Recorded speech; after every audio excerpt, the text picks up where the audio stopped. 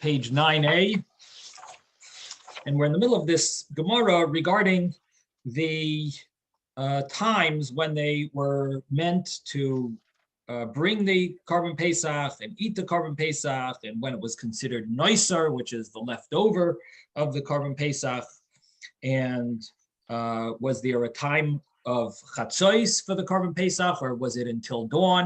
And that's really what the Gemara is dealing with, because the Mishnah that we learned when we started, the first Mishnah, it does not mention the mitzvah of eating the Korban Pesach. And if we're talking about mitzvahs that are until dawn, we should have, since we are talking about mitzvahs that are until dawn, the Gemara thinks it should have mentioned the Korban Pesach. So the simple answer that the Gemara gives is our Mishnah doesn't hold of the Korban Pesach being until dawn. Our Mishnah holds it's only until midnight. And that's basically where we are up to. We said there's a Rebbe Akiva and a Rebbe Elazar ben Azariah. These are the two views.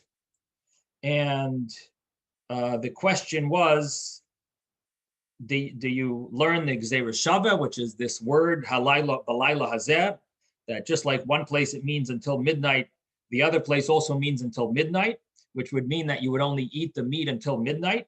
That's Rebbe Elazar ben Azariah. And Rebbe Akiva said that it's until the time of chipazon, the time of haste. And we said that refers to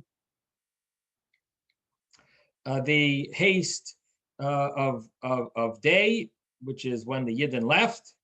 And when it says balayla, it means that you're not allowed to eat it at all by day, even though it was slaughtered. It was slaughtered by day, the 14th.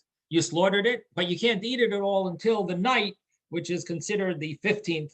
That's when you actually eat it at night. And that's why it says balayla.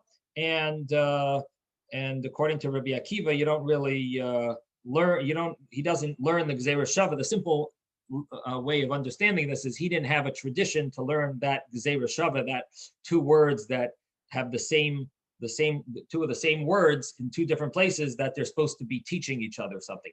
So Rabbi Akiva didn't have that tradition from his teachers, but Rabbi Elazar ben Azariah had such a tradition that they were supposed to be learning one from the other. So he learns it means until Chatzos. So this is the source of the two views. Do we have until Chatzos, until midnight to eat the Korban Pesach, or not? Now the Gemara says, I actually left out one point, and that one point is that why does it say the word hazeh, balayla hazeh, this night? You're supposed to eat it this night. So Rebbe Elazar ben Azariah thinks that it obviously, well, he learns Gzeira Shava. He learns that you use the word balayla hazeh for the fact that this place it says balayla hazeh, somewhere else it says balayla hazeh. So according to him, it's not a question. You need those words in order to show that there is a similar term here, a similar term there, to teach you that you have only until midnight to eat the Korban Pesach. Rabbi Akiva says the reason why it says hazeh is because you would think that just like sacrifices that are have a low level of holiness, you have 2 days and 1 night to eat. So I would think the Korban Pesach, you have 2 nights and 1 day to eat, because it should be similar to the other sacrifices. And therefore, the verse says, balayla hazeh, this night, that only this night, you only have 1 night to eat it, and not, you don't have a second night, even though some other sacrifices would have double the time. This is different, and it says hazeh, only this night you eat it, and not a second night. Okay.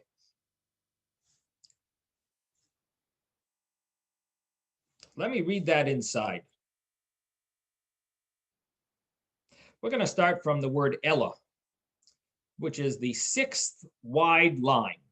Again, we're on page 9a, and we're on the 6th wide line. It says Ella. Ella means but. And the Gemara had just said that everything goes fine and dandy for Rebbe Elazar ben Azariah, because he learns that you need the word hazeh. Ella, but the Rebbe Akiva, hi hazeh, my avidle. what do you use the word hazeh for? You have the word hazeh. Why does it say this night you eat it? What do you think? You're going to slaughter it? You're going to eat it at the night? Well, why does it have to say this night? It seems a little redundant. It seems extra. Any normal person knows it means this night. You're not going to hold it, especially in those days. They didn't have refrigeration. You're definitely not holding it for a month later. And so why does it say hazeh this night? So the Gemara answers, L'me'ute laila acher. It excludes a different night. Which night does it exclude? The second night. Hu da'asa, that's what it comes for. Salka daitoch amina. I would have thought to say, and this is an abbreviation, Salka daitoch, it would have gone up in my mind, amina, to say, Hoyulu pesach kodshim kalim, since the paschal offering is a low level of holiness, ushlamim kodshim kalim, and the peace offering is called the shlamim. Peace offering is also a low level of holiness. So since the paschal offering is a low level of holiness, and the peace offering is a low level of holiness, and the peace offering has 2 days and 1 night, just like shlamim, the peace offering is eaten for 2 days, and 1 night in between, which means you have 36 hours to eat it. You have 2 days and 1 night in the middle, which means 36 hours. So I would think the Korban Pesach also has 36 hours. It doesn't have 2 days and 1 night in the middle. It has 2 nights and 1 day in the middle. And so, but it's the same idea, that you basically have 36 hours to eat it. And that's what I would think, or at least there would be an option, a thought to at least have such a rule. It should be eaten for the 2 nights and the 1 day. Kamash malan, it comes and lets us hear balayla hazeh, that it comes and lets us hear in the verse that it's laila hazeh, this night. Balayla hazehu nachal, it is eaten this night. Ve'enai nachal balayla acher, and it is not eaten on another night. So from here we see that the Korban Pesach, according to Rabbi Akiva, is eaten until dawn, and the verse that says balayla hazeh tells us that you don't have an extra night to eat it. Okay, so now we have a Rabbi. Yes. Rabbi. Yeah. It starts with you'll have 2 nights and 1 day, but at the end it says you'll only eat it the first night, not the second. So it's only 1 night. The Gemara is telling you, you would think that you have 2 nights and 1 day. And the Gemara says, no, but you don't. It's just the way the Gemara talks, that it says, I would think that I could have that. And the Gemara says, nope, the verse tells us, Alayla hazeh, that Alayla hazeh, only this night and not another night. Okay. Now, Rabbi Elazar ben Azariah. Now, how does Rabbi Elazar ben Azariah know that you don't have an extra night? That it's not similar to the other shlamim, the low level of holiness. So the Gemara says, "Miloisai siru mimenu ad boker." It says, "Don't leave it over until the morning." And if it says, "Don't leave it over until the morning," so obviously you can't have it a second night. And so therefore, his understanding of the Gezerah Shavah teaches us that it's coming to teach us that it's until midnight that you have. And it's the first midnight, not the second midnight, because if not for this, maybe you would think that you have until the second midnight. How does he know the first midnight? And the answer is that it's specifically that it's only the first, that it's the first midnight, because it says Loisa Siru Mimenu Abayker, you can't leave it over until the morning. Now, what does Rabbi Akiva do with that verse? Why doesn't Rabbi Akiva learn it from that verse, that you're not allowed to leave it over until the morning? So obviously you don't have a second night. If you're not allowed to leave it over until the morning, in other words, you got to finish it up. So how could Rabbi Akiva even think that you could have a second night? And therefore, and he needs balayla hazeh to teach you that you must finish it the first night. What do you mean? There's a verse that says don't leave it over till the morning, obviously. So the answer is, Rabbi Akiva says, no, that could mean the second morning. Rabbi Akiva, what does Rabbi Akiva do? Imei hasam, if you would learn from that verse, Hava Amina, I would have thought to say, my biker sheni. I would have thought it meant the second morning, don't leave it over. The first morning, maybe you could have, because you could have it for 2 nights in one day, maybe, according to this logic. That's not the conclusion, but according to the way of thinking, if it didn't say balayla hazeh, we would think you have 2 nights in one day, and it says b'leis asir menuad biker, you can't leave it over till the morning, the second morning, which means after the second night, you wouldn't be allowed to leave it over till the second morning. Therefore, the verse says balayla hazeh, that you don't even have a second night. It's only the first night, and that's it. The night of the 15th, you don't have the night of the 16th to eat it as well, and it's not similar to a peace offering. It doesn't have 36 hours to eat it. You have much less than 36 hours to eat it. You have 12 hours to eat it. Rabbi Elazar, and according to Rabbi Elazar, what is why doesn't he learn like Rabbi Akiva that you don't have the veloisa siru, that the veloisa siru mimenu ad biker, don't leave it over until the morning? I would think that means until the second morning, and therefore, how does Rabbi Elazar ben Azariah know that you don't have the 2 nights in the one day, and have it should be similar to a peace offering? Amar lach kol biker ubiker rishonhu.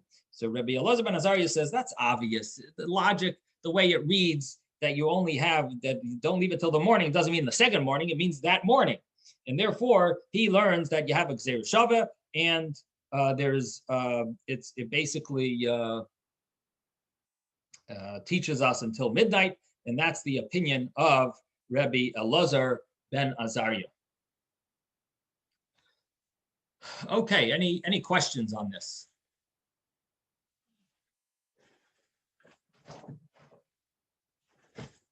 No. Yes, Miranda.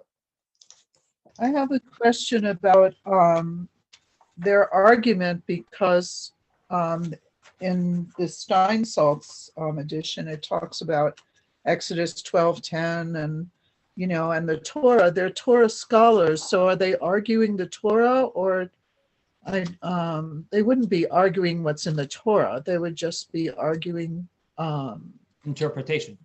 an interpretation. I see. Okay, thank you. And they're arguing the interpretation. They're also arguing about a tradition, because one of them has a tradition and the other one doesn't have that tradition. So so it ends up being two arguments, really.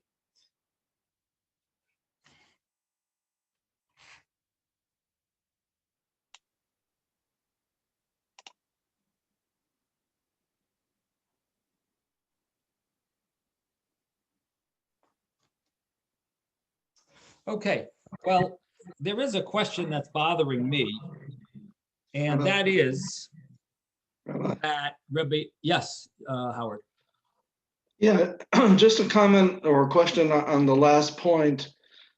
This discussion of what boker means. So Rabbi Elazar saying it's obvious that every boker means the first morning. So what would Rabbi Akiva answer to that? It's not obvious to him. It's only obvious to Rabbi Elazar. You know what I mean? You see, it doesn't say it clearly that it means the first morning. Is it probably mean that? Yes. So Rabbi Elazar ben Azariah takes it more for the simple meaning. Rabbi Akiva says, no, I got to prove that they're really, you could push its meaning a little further. But everyone agrees, of course, that the simple way of reading it would be the first morning. You could go deeper into it by saying, well, the verse doesn't say it so clearly. So the question is, what overrides which way of looking at it? See, in other words, how strong is the idea that you should have 2 nights in one day? Is that a very strong claim? If that's a very strong claim, then you would need a strong proof to negate it. And according to Rabbi Akiva, you don't have a very strong proof to negate it. According to Rabbi Elazar ben Azariah, maybe he looks at it as not such a strong, claim that it should have 2 nights in one day. We don't find any sacrifice that has 2 nights in one day. So maybe he sees that as less powerful claim, and therefore for him, that's good enough, that verse, because it simply means don't leave it over till the morning. That would be the simple meaning of the verse, and therefore, he doesn't get bogged down with that question of the 2 nights and the one day. Maybe Rabbi Akiva sees it as more of a similarity to a peace offering, and he sees it should be very similar. Maybe I'm just thinking that again, I'm not answering you 100%. This is the answer. Often, people who learn the Gemara in a Daf Yomi style, they would not be asking such a question because that's sort of like just the way the Gemara goes. Rabbi Akiva, he says, well, I don't see it to mean this, and he says, I do see it to mean that. But if you want to delve a little deeper, so you might be able to come up and dig up some more deeper explanation of why they really see it that way.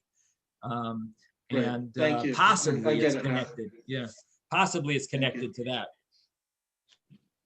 But what's bothering me is that Rabbi Elazar ben Azariah learned a Gzeira Shava.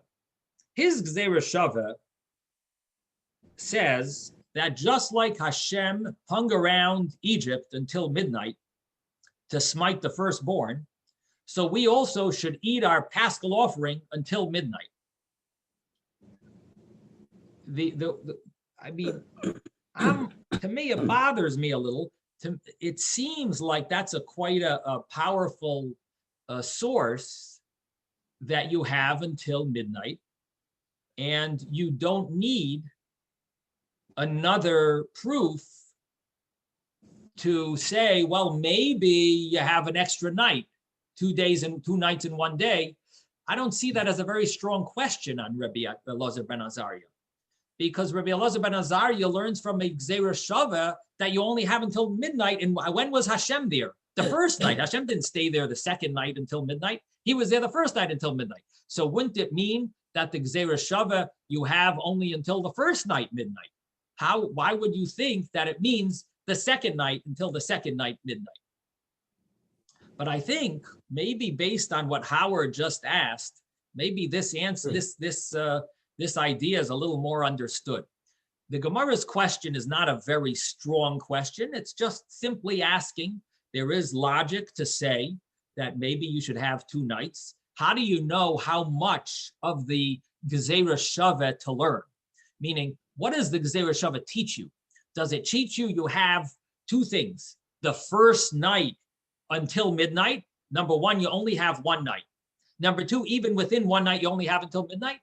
Or maybe the Gzeira Shava teaches you that you have until midnight, but it's not telling you which night. If the Paschal offering has 2 nights to eat it in one day, then maybe it's just teaching you the fact that you have until a midnight, whichever midnight it refers to. Is it a midnight, the first midnight, or is it the second midnight? Meaning maybe it's only teaching you that point that you have until a midnight, but it's not telling you which midnight. And therefore, you would end up possibly learning you have a second midnight. On the other hand, the Gzeira Shava seemingly should teach you everything. Teaches you it's 1 night, and it teaches you until midnight. And therefore, Rabbi Elazar ben Azariah says, but you have another verse, don't leave it till the morning. that really says you're really not supposed to leave it over till the morning. It doesn't seem like you're going to have an extra. In other words, number one, you've got a Gzeira Shava. Number two, you have a verse, like so Siru Mimenu Ad Boker, don't leave it over till the morning. That would make sense that we're going to learn both points from the Gzeira Shava and don't even think of having 2 nights. Rabbi Akiva, on the other hand, doesn't have a Gzeira Shava. And therefore, for him, Laisei Siru Mimenu Ad Boker is not very strong proof, because you could translate it to mean the second morning. Now, I'm not so comfortable with this answer because there is a concept, Ein Gzeira Shava L'Chatzoyin. You don't normally do a partial Gzeira Shava. So I have to look up and see if any of the commentaries talk about this. I don't want to say it as a definite answer because there seems to be a little problem with it. Ein Gzeira Shava L'Chatzoyin. You don't normally learn half from Gzeira Shava. If you have 2 things to learn, I think you're supposed to learn both. So this is getting into the rules of Gzeira Shava, which I have to look into. Yes, Ben. What Ben? I wanted to say Rabbi Eliezer has 3 things going for him written. And Rabbi Akiva comes up with his own idea that 2 days here should be 2 nights there. I mean, it doesn't quite follow. But Rabbi Eliezer has, Alayla Azeh, do tash'ir until Boker, and he has that the God will do his work that night, and we should eat that night too. I don't see that it should stop at midnight, but I can see that he has 3 things going for him written. So just explain to me, what are the 3 things? God's smiting the firstborn that night. Until midnight. He tells you not to leave any till morning, meaning to eat it the first night. Okay. And it tells you Alayla Hazeh. Okay. So 3 things that mean this night. And not to leave past morning. So it doesn't limit you till midnight, really. And Akiva comes up with an idea that if these korbanot are 2 days and 1 night, maybe we should do this 2 nights and 1 day. Right. How does a night compare to a day? Why does he say if it's 2 days, it should be 2 nights? Well, I sort of hinted to an answer that it's 36 hours. You get the same 36 I know, hours. you gave a very good answer. I almost didn't ask the question. But... You liked my line, 36 hours, huh? It just came to my mind that it's the same 36 hours, right? I mean, in the end, Rabbi Akiva agrees, by the way. Rabbi Akiva agrees that you'd only have 1 night. He only argues that you have till dawn, but it ends up that he also agrees that you don't have a second night. Let me just take a look here. I just want to see if they talk about this.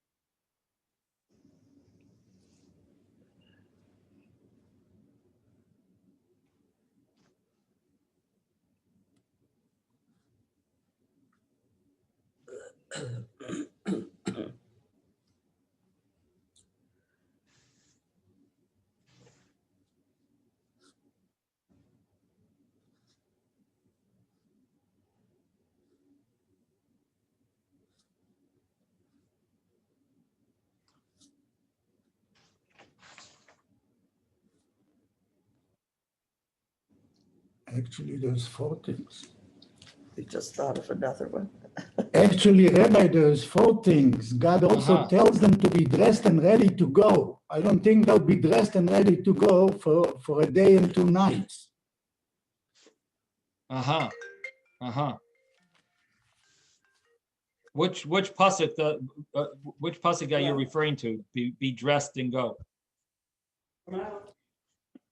That they are told to be dressed and ready to You're go. talking about you should eat it with Or your dressed bird, with with your their- belt on, and your shoes on your Yeah, feet, and your staff in your hand, and you should eat it in haste. So you're saying it doesn't seem Right, like it would be right. such haste if you had 2 nights. right. It's four But- things that Rabbi Eliezer has for him. Right, right. Well, both of them, I mean, I don't know if that's a strong proof because both of them, you have hours to eat it. So it's not necessarily going to be such a rush, practically speaking. You're not really rushing when you're eating it. You do have number of hours. Well, they But- cannot go at night because there's too many people with children and animals. So they have the night, but they don't Right. have the next day. They don't have the next day. you Yeah, know. but okay. I mean, I don't know if you see it so clearly from that verse, but maybe, yeah. Well, let's continue. We're going to continue. I don't see anything really on this discussion. I'll have to look further. Okay, let's go further. So the Gemara says, Vahani Tanoi Kahani Tanoi.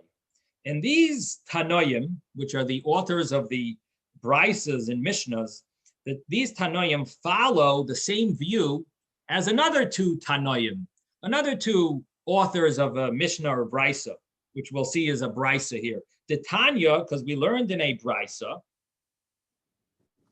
Sham Tizbach es Pesach ba'arev.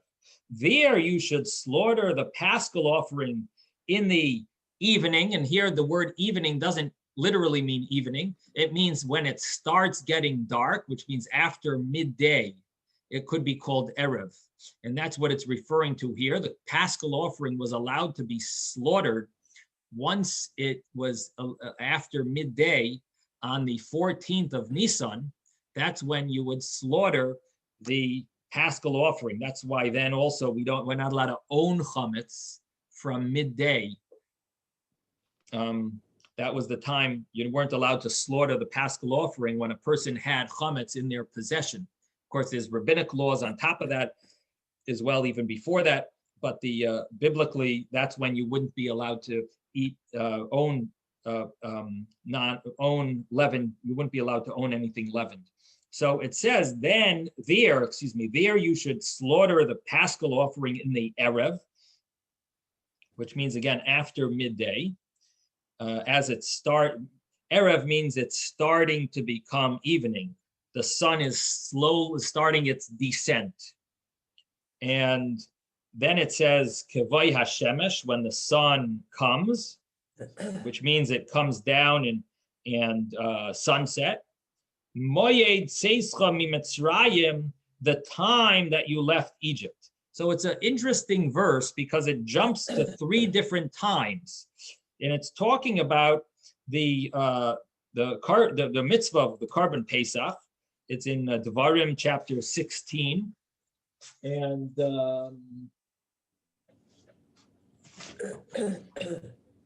it says over there, the laws of the Korban Pesach.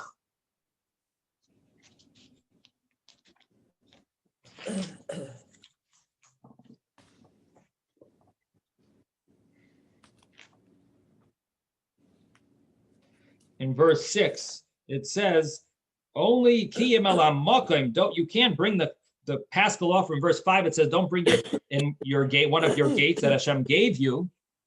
Rather, only in the place where Hashem chose to have his name rest there. That's where you should slaughter the Paschal offering in the Erev, after midday, when the sun sets, the time you left Egypt. 3 totally different times, but it's talking about bringing that Paschal offering. So the Gemara has to explain such a verse. That verse is a very unclear verse. Do you bring when do you sacrifice it? When it's after midday on the 14th? Is it the night when it sunsets, or which would be considered maybe the 15th? And then, or is it when you left Egypt, which is the next morning, maybe of the 15th. So it's very unclear. So the Gemara has to expound on this verse. So the Tanya we learned in a brisa. Sham tizbach as a pesach ba'arev. There you should bring the paschal offering in the evening, which we said meant after midday. Kevay hashemesh, when the sun sets, it's suns. Moyed teischem mitzrayim, when you left. Rabbi Eliezer says this is what it means. Ba'erev, in the evening, meaning after midday, ato zayveach, that's when you slaughter it.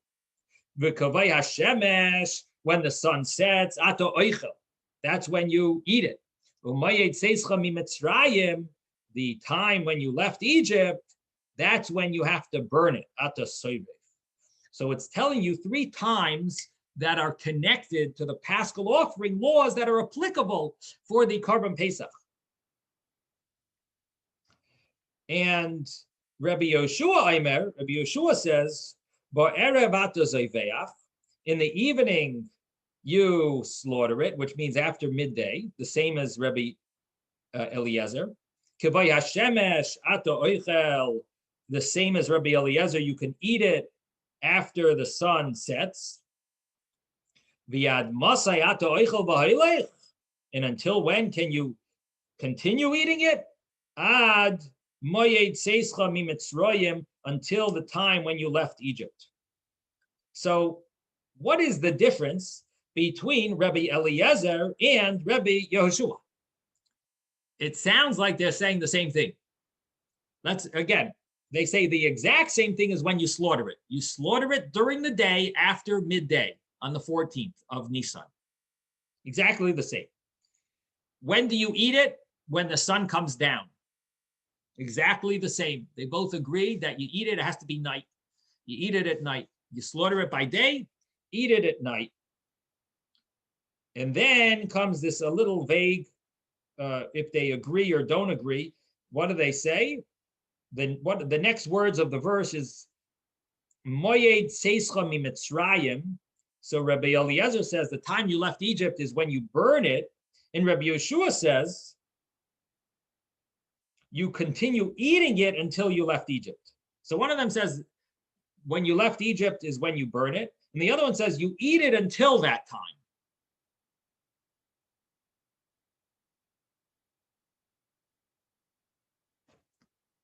On the one hand, you could say, well, maybe they both agree, because after that time you burn it, until that time you eat it. No one clearly argues. You don't see any clear argument. One just says, when do you burn it?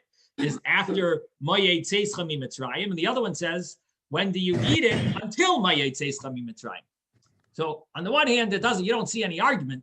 On the other hand, the fact that the Brisa says these two views means there has to be an argument, because it doesn't put them together. It says they're obviously arguing, they're saying different things. So now we have to figure out what is their argument. So we're going to soon see what their argument is. Yes, Ben. I can see that Rabbi Eliezer is right again, because it says you will not leave it till morning or by morning. So it doesn't mean, and they went out of Egypt late morning, as far as we know. So I think it's not right that you can eat it until you leave Egypt. No. First of all, we got to finish change it before morning. Number one, we got to change the terminology. There's no such thing as saying this one is right and that one isn't right. These are rabbis of the Talmud. They're both right. I understand. They're 100% right. The only question is, we're just understanding their argument, and we're going to pass in one way, but we definitely believe that they're both correct in understanding the verses. They're both correct. It's just one is more practical in halacha. The other one is more connected to a higher realm and higher worlds.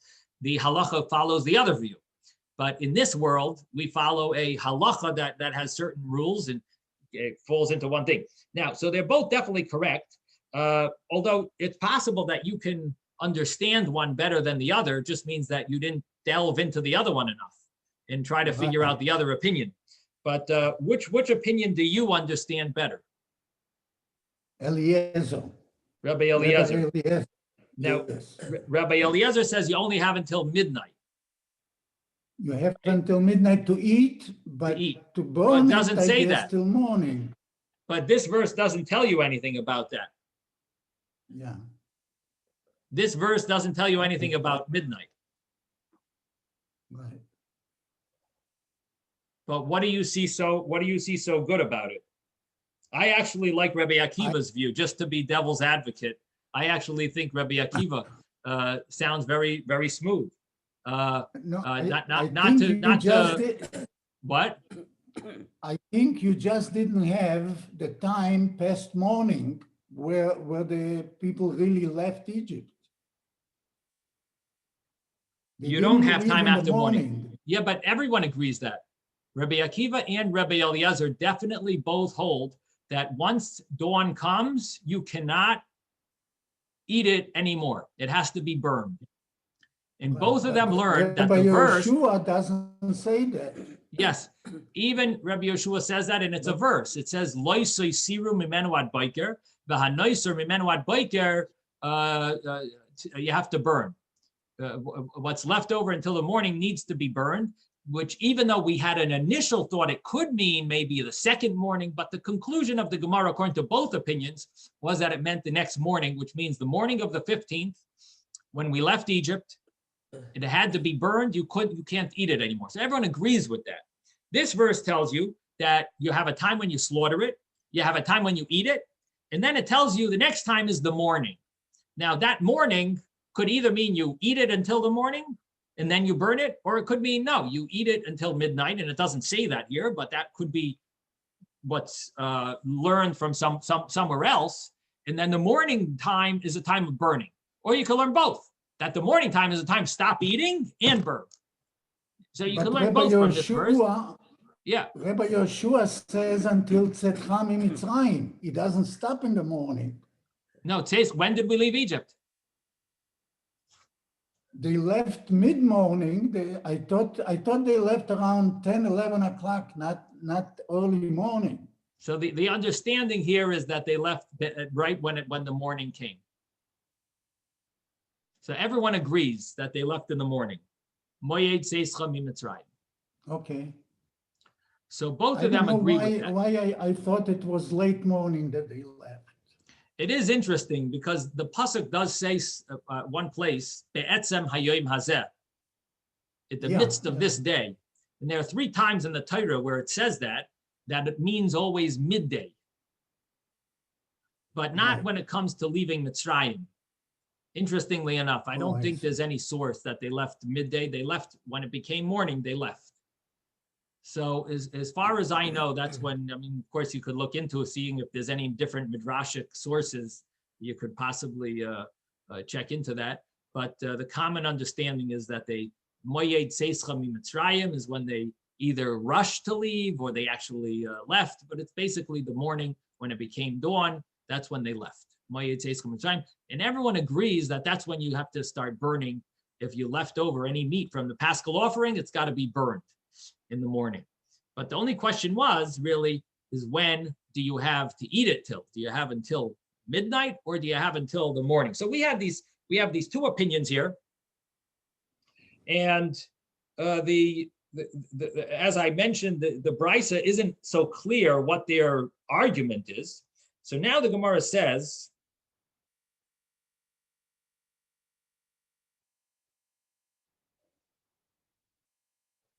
actually, before I tell you before we do the Gemara, what the Gemara mentions about this. So let's just do the Rashi here, because Rashi here tells us the argument. So it's on the bottom, towards the bottom of the page. In Rashi, it says, Ad masai ata oichel. Until when can you eat it? And the Brisa had said, until moyed seischa mimitzrayim. And until you left Egypt, the time when you left Egypt, Hainu kod Rebbe Akiva, that refers to Rebbe Akiva. So you're allowed, that is the same opinion as Rebbe Akiva. So Rebbe Yeshua, that says in this brisa, the second brisa, is the 2 names are Rebbe Eliezer, Rebbe Yeshua.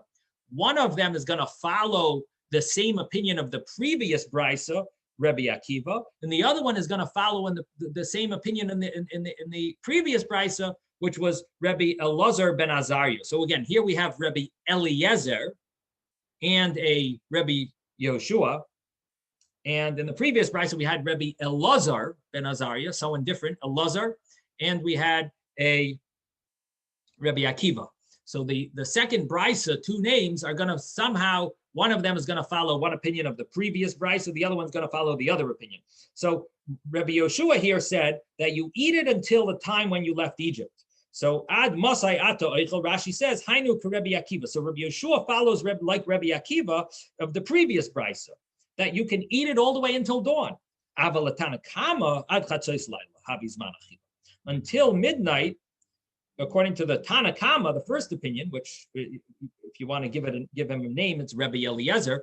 The first opinion really would hold you have until midnight. That's the time of eating. Vesulaya, no more. The Eloi my beinahu, because if you're not going to translate the brisa this way, you don't interpret it this way, then there's no difference between Rabbi Eliezer and Rabbi Yoshua, and it doesn't flow well. Obviously, the brisa brings two separate opinions. It sounds very clearly that they're arguing, but at the same time, it doesn't spell out what they're arguing about. And therefore, Rashi tells us it must be that their argument is, and that's what our Gemara is really saying, that it sounds like these two opinions, since we don't have a clear brisa, it sounds like their argument is really the previous argument that we saw clearly, that there were rabbis that felt this way and rabbis felt that way. And now we have another brisa that we don't see so clearly what their argument is. It makes sense. It must be the same. They must be, following the same line of thought as the previous brisa.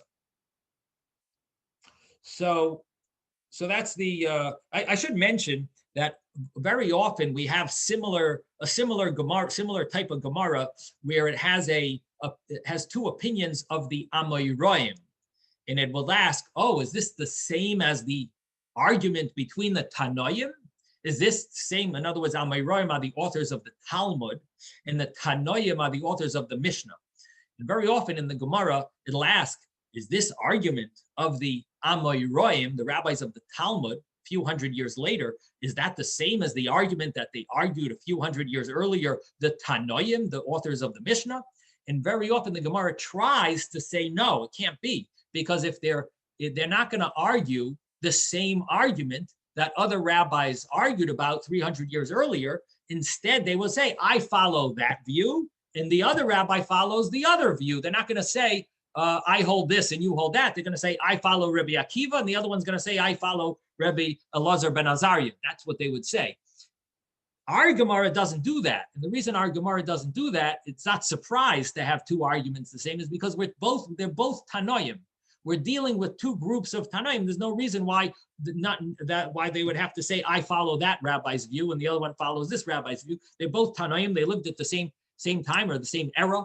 And therefore, they can argue in the same thing. Then they don't have to say, oh, I follow that other rabbi's view. So that's our Gemara here, that we have Rabbi Yoshua and Rabbi Eliezer, who are arguing, it seems like, in the same argument that Rabbi Elazar and Rabbi Akiva argued about. Okay, any questions? So let's continue. Amar Reb Abba. Reb Abba says, Hakol moedim kishem nigalu Yisrael miMitzrayim. Everyone agrees that when the Jews were redeemed from Egypt, loy nigalu elo ba'erev. They were only redeemed in the evening. Shenemar, as it says in the verse, Haitziacho Hashem alikecha miMitzrayim laila. Hashem took you out of Egypt laila, at night, which means not that we left at night, but that we were eligible to leave. We could have left at night because Pharaoh came screaming in the middle of the night, everyone should leave. And he begged Moshe Rabbeinu that they should go. And Moshe said, sorry, we are going to leave, not like we're sneaking away. We're going to leave in broad daylight. And so he waited. We all waited for the morning. But we could have left at night. So everyone agrees that the redemption took place at night, meaning Pharaoh we were able to leave at night. Uchsheyatzu, and when they did leave, lo yatzu ela bayoim, they only left by day. Shenemar, as it says, mimachras haPesach, the day after the Paschal offering, yatzu bnei Yisrael biyad rama, with a strong arm. They left. The Bnei Yisrael left the day after the Paschal offering. So everyone agrees when we left. Alma nechlaku. So what is the argument about between Rabbi Elazar ben Azariah and Rabbi Akiva? Because we saw in the previous Gemara, it said that Rabbi Akiva says that you have until Chipazon to eat it, and which Rabbi Akiva learned that means you have until morning. So what is the argument about? So the Gemara says that they're really arguing about what does it mean, chipazon, the haste, that you have until the time of haste to eat it. So Rabbi Elazar ben Azariah holds, my chipazon, what does it mean eating it in haste? What it means is that you eat it before the time of haste, the Mitzrayim, chipazon de Mitzrayim, the haste of Egypt, which means the time of the smiting of the firstborn, that they were rushing to send us out of Egypt. They wanted us to leave because who knows what was going to happen after. If we stayed, Pharaoh himself was nervous that he himself was going to die. And so he wanted us out as soon as possible. And that was the haste of Egypt. Rabbi Akiva Savar, but Rabbi Akiva says that we left at the haste of the chipazon of Yisrael. Rabbi Akiva Savar, my chipazon, what does it mean haste? That chipazon de Yisrael, that it's the haste of the Yidden, which means that we didn't listen to them to leave until the morning. So because we didn't listen to them to leave until the morning, therefore, Rabbi Akiva learns that we have until the morning to eat it.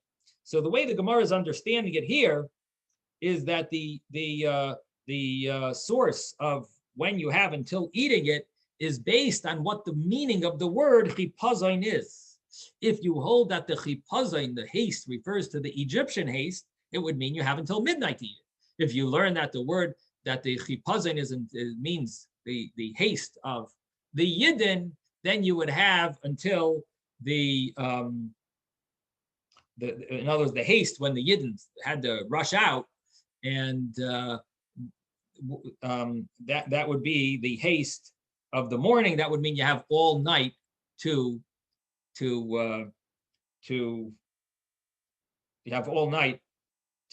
the Korban Pesach. It always bothered me what the meaning of we say in the Haggadah that the bread didn't have time to rise. What does it mean it didn't have time to rise? They had all night. What does it mean that it baked on their backs because they left in haste? So the explanation is that they couldn't do anything at night. They couldn't bake at night. You can't see anything in those days, and when there's no electricity and so on. It wasn't normal. It wasn't the normal thing. In the morning, when they could see, they tried to start baking, and all of a sudden Moshe is telling everyone, we got to leave, everyone has got to go. So that's the haste. That's the meaning of the fact that the matzah didn't have time to rise, because they tried to make the matzah in the morning when it was getting light or whatever, and that's when they were rushing out, and so therefore the matzah baked. That's the meaning. At least that's the way I was explained when this once asked someone this question. He explained it to me that at least that's the way he understood it. That they couldn't, you couldn't really bake at night, and that's why it was during the day. That's why it was the rush. Yes, Miranda. Also, practically, they had to eat a whole lamb. I mean, a whole lamb is a lot of meat, right? If they're busy eating a lamb and getting things ready, and when do you have time to make bread. It's like, but just practically, I'm thinking of how would a small family eat a whole lamb in one evening? It's kind of amazing. Anyway, it's just a side thought. Well, it does say v'im yimat habayis mihiyois miseh. If the house was too small, v'lakachu ushchenoi, that he could go with his neighbor, and Yeah, yeah, so had to share. I don't think it was an issue. Yeah, I don't think that was an issue. I also think there's also small animals and big animals, and the small animals had much less meat, and and then the other thing is they also had big families because they were having 6 kids at a time. So these big families, they eat a whole lamb like nothing, So I don't know. I mean, I'm not sure if, I mean, maybe it sounds like an interesting thought, but I think there might be an answer to that. Yeah. Okay. Yeah. So They were told to take as much as they need and share. Yeah, Rabbi, I remember that they were told to take as much as they can eat and share with others. Whatever they don't need, It wasn't a whole lamb for each family if they couldn't handle it. Right. Let me just look up where that pasuk is. I think it's in Shemais. V'im yimat habayis mihiyois miseh. Let me pull it up here. V'im yimat.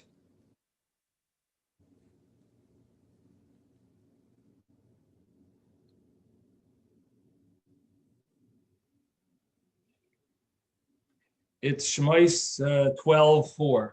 So it's talking about when they were. Let me just read it inside here.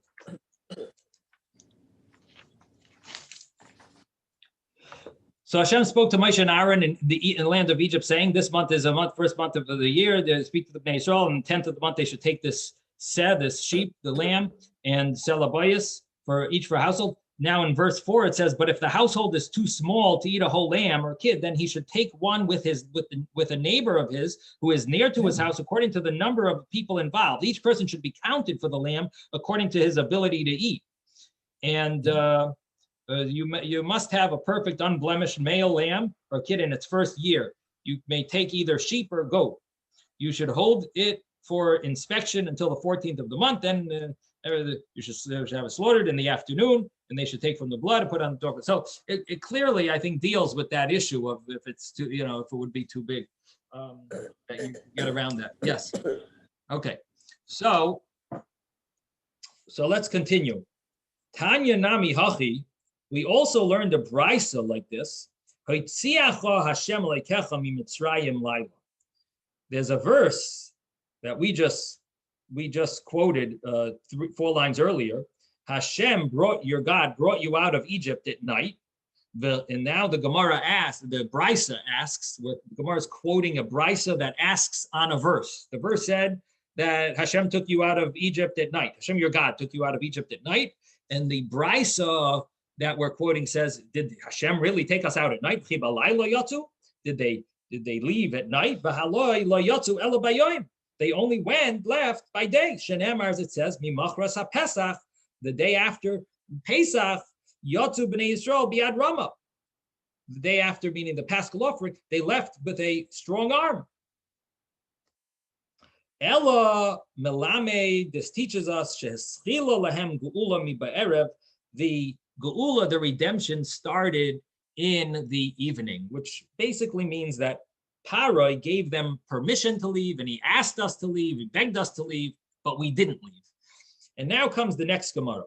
Daber na ba'aznei ha'am, speak please in the ears of the people. V'gomer Amri devei Reb Yanai. The Beis Medrash of Reb Yanai says, what does this mean that speak in the ears of the people? Ein na ela loshan bakosha. When the verse says na, it means begging, requesting. Amar le HaKadosh Baruch Hu l'Moshe. Hashem told Moshe, "Bevakosha mimcha, I beg of you, leich ve'amor lahem liYisrael, go and tell to them, to the Jews, bevakosha mikem, I have a request from you. With a request from you, Shoalu mimitzrayim, borrow from Egypt, klei chesef u'klei zahav, vessels of silver and vessels of gold, shalayoymar oisoi tzaddik, so that tzaddik, which is referring to Abraham, we just turned the page. We're now on page 9b. So that tzaddik doesn't say va'avadum, and they will serve them. They will enslave them. Excuse me. They will enslave them. Ve'inoisam, and they will pain them. Kiyem bahem. Those words, in other words, that decree Hashem fulfilled in the Jews. Hashem let the Egyptians enslave us and pain us. But what about the other decree? And afterwards they will go out with great wealth. He didn't fulfill in them. So in other words, Hashem is, so to speak, concerned that Abraham's going to complain. And Hashem told him a decree. He said, I want you to know that your grandchildren, they are going to be enslaved and their lives are going to be embittered. But when they leave, the fourth generation will, the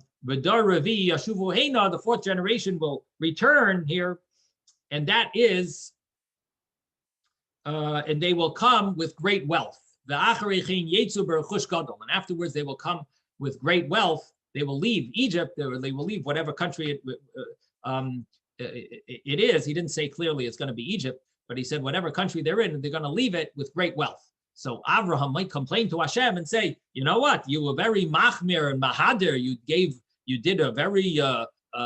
You followed a very detailed, precise fulfillment of the decree about enslaving us. But what about fulfilling the decree about making us wealthy when we leave? So Hashem was nervous, so to speak. And Hashem said, I beg of you to borrow from everyone, from all your neighbors, wealth. In this way, I will be able to tell Abraham that you're leaving with great wealth. This way, Abraham won't be complaining to me that you didn't leave with great wealth. Amru Lai, and so they told him, meaning they told Moshe, Olavai shenetze beatzmenu, halavai, that we should leave ourselves. We don't care about the wealth. We just want to get out. The wealth. Who cares about? In mashal adam sheyachavish beis asur, like a person who's locked in prison. They told Bnei Adam, people told him, we're going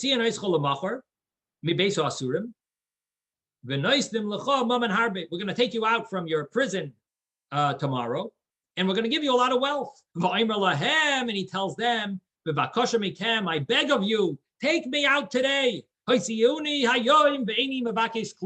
I don't care for any of the wealth. Tomorrow I'll get a lot of wealth. If I stay another day, no, I'd rather leave today and get zero. Just want to get out and be free.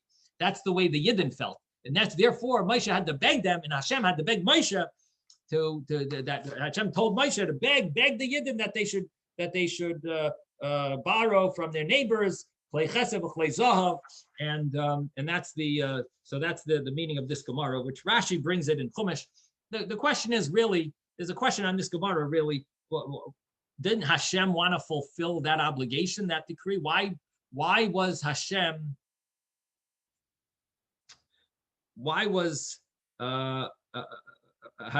concerned about what Abraham says? Why didn't Hashem want to fulfill it as an obligation of his own?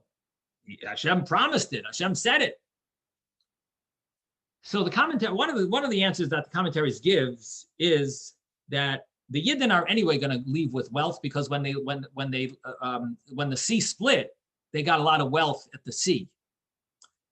The only thing is, Hashem wanted that Abraham shouldn't be concerned until 7 days later when they were at the sea, that Avraham should be concerned. In other words, Hashem was fulfilling his promise no matter what. He was going to fulfill it later on at the sea.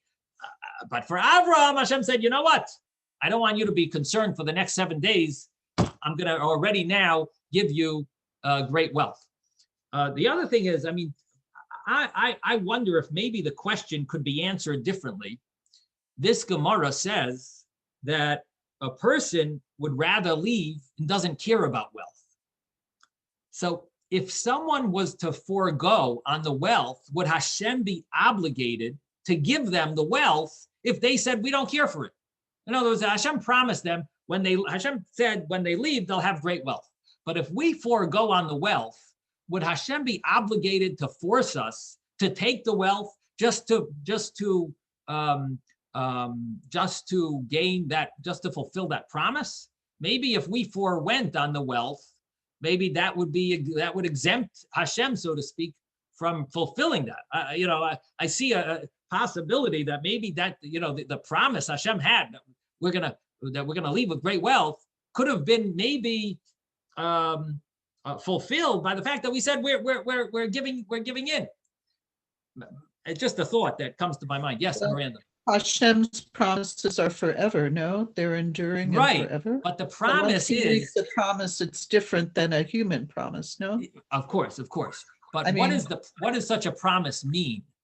Does the promise mean that I am promising that when you leave, you will have wealth in your hand, or you will be able to have great wealth? In other words, that, to a certain extent, if someone foregoes on it, listen, Hashem, if you don't carry the wealth with you, I'm putting the wealth right here. You're going to leave with great wealth. What does that mean? If you don't take it, if you don't carry it with you, I don't know if Hashem is promising that you're going to carry it. Hashem offered it to them. Hashem gave it to them. When you leave, you will be able to take with you great wealth. If they forewent on it, maybe that wouldn't be a negating Hashem's promise. You know what I mean? Like, to what extent does the promise, does it mean he's feeding them the wealth, or putting it in front of them and they can take it? So that's just a thought. At least, but anyway, the other explanation is that it was until when they left at the sea, they had great wealth, but Hashem wanted Avram to be satisfied even when they just walked out, that they should already have it. Yes, Ben. I don't know what clay zahav means, but what do you is mean, made clay out of zahav? gold is. What are you says wearing clay on your kesef, clay finger? zahav. What are you wearing on your That's finger? not a kli. That's not a kli? kli. A kli In is halacha, it's called a kli. It's something you use. Yeah. In halacha, it's called a kli. Okay, but it also tells us again that they didn't leave early morning because they still had to talk to the neighbors. Well, it doesn't say that when they borrowed from the neighbors, it was after they ate the Korban Pesach. Is that what it says? It's really before that. It's really before. I thought before they leave. It's in chapter 11. This was chapter 12 when they brought the Korban Pesach, chapter 12. So at least the way I understood always was it wasn't that morning that they were begging. I see. Okay. But unless I'm wrong, Okay. at least that's the way I always understood it. All right.